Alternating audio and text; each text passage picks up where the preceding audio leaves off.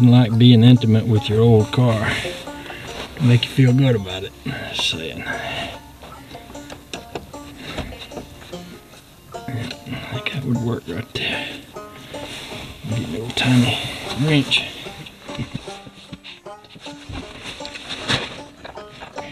If I'd have been really smart, I would have located the size wrench and everything I needed before I got up under the dash, wouldn't I?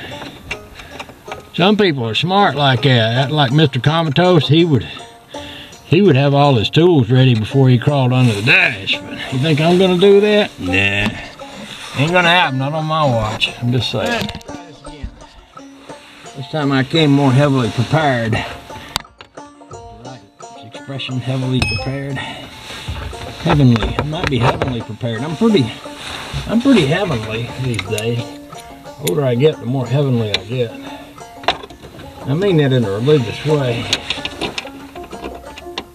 I find myself getting closer to my maker every day. I don't think that's a bad thing. I always was pretty close to my maker. The way I was living, sometimes I was a lot closer than others. I look back now and think that I believe the good Lord sent along some special angels or something to keep a watch on me more than once, because boy, there's a few times out there when I was lucky to have come back from it.